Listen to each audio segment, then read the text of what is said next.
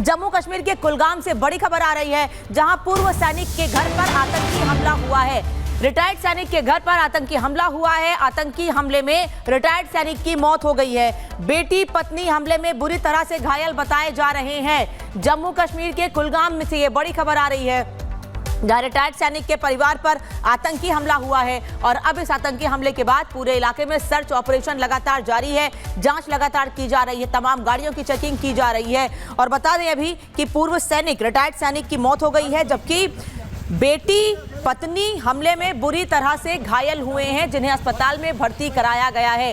ये बड़ा आतंकी हमला कुलगाम में घर पर हुआ है, जिसमें रिटायर्ड सैनिक की मौत हो गई है, जबकि उनके परिवार के लोग गंभीर रूप से घायल हैं।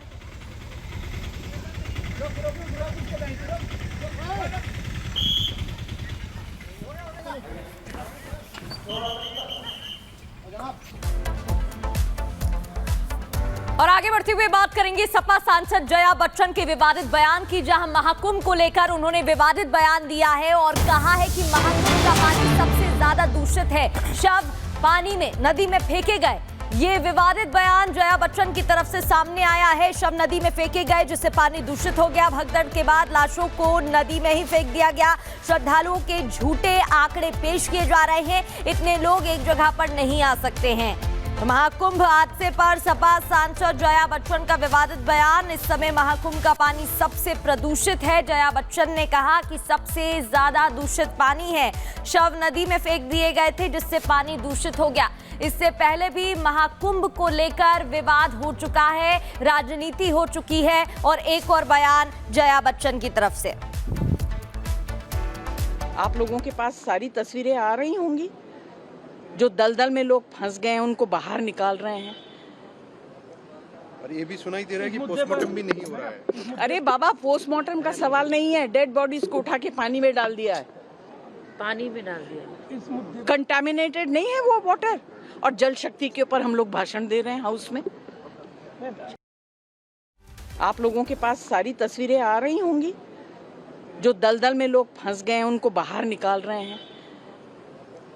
और ये भी सुनाई दे रहा है कि पोस्टमार्टम भी नहीं हो रहा है। अरे बाबा, पोस्टमार्टम का सवाल नहीं है, डेड बॉडीज को उठा के पानी में डाल दिया है।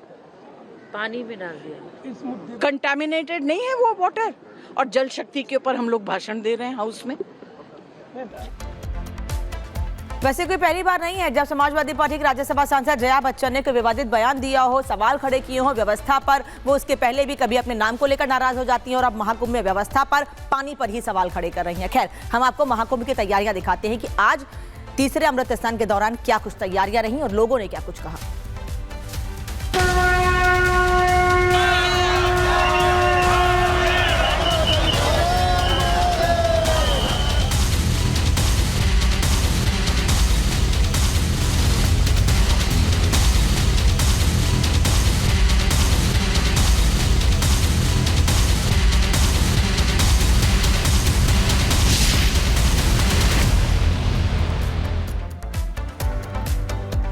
महाकुंभ में आज अंतिम अमृत स्नान का योग है और आस्था के इस अद्भुत समय संयोग को श्रद्धालुओं के लिए अविस्मरणीय बनाने के लिए पूरा मेला प्रशासन जमीन पर उतर आया है। ग्राउंड जीरो पर लगातार व्यवस्थाएं बनाई जा रही हैं। खुद सीएम योगी आदित्यनाथ सुबह करीब 3:30 बजे मेला क्षेत्र पर नजर गड़ाए हैं और वो एक एक पल की रिपोर्ट ले रहे हैं, फीडबैक अधिकारियों से ले रहे हैं। रिपोर्ट आपको दिखाते हैं।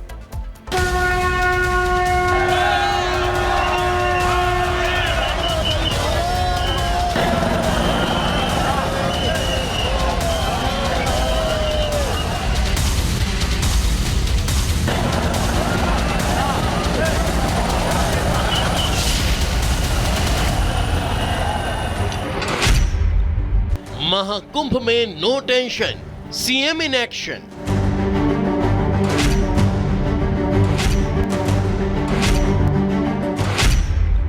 वॉर रूम में योगी, संगम में नो गड़बड़ी।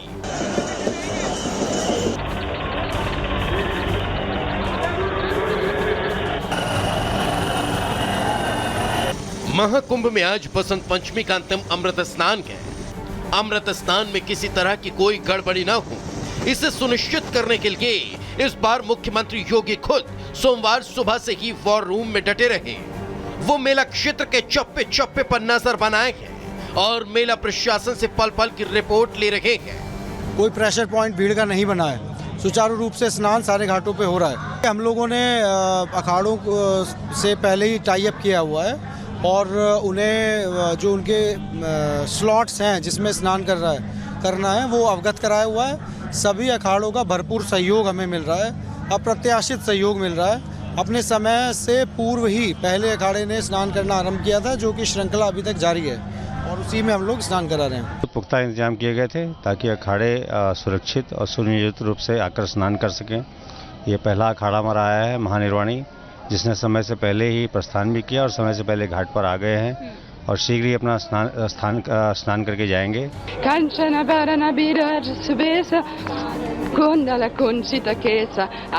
महाकुंभ का अंतिम अमृत स्नान बेरोक टोक चलता रहे और श्रद्धालुओं को आस्था की डुबकी लगाने के दौरान किसी तरह की कोई दिक्कत न हो, इसे सुनिश्चित करने के लिए सीएम योगी सुबह 3:30 बजे से ही अपने सरकारी आवास में बने वॉर रूम में डटे हैं। वो लगातार अधिकारियों को निर्देश दे रहे हैं और तमाम जरूरी पहलुओं की तरफ मेला प्रशासन का ध्यान आकर्षित करा रहे हैं, जिसका असर सीधे संगम तट पर देखने को मिल रहा है। इस बार एडीजी भानु भास्कर ने खुद मेला क्षेत्र में भीड़ नियंत्रण व्यवस्था की कमान अपने हाथों में ले रखी है। वो सुबह से क्राउड मैनेजमेंट टीम की निगरानी कर रहे हैं। वहीं अमृत स्नान के लिए उमड़ी भीड़ को काबू करने के लिए सीएम योगी ने ऑपरेशन 11 के नाम से एक मास्टर प्लान तैयार किया है, जिसके तहत प्रयागराज के हर उस क्षेत्र पर सख्ती से नियम लागू किए गए हैं जहां गड़बड़ी की आशंका रहती है।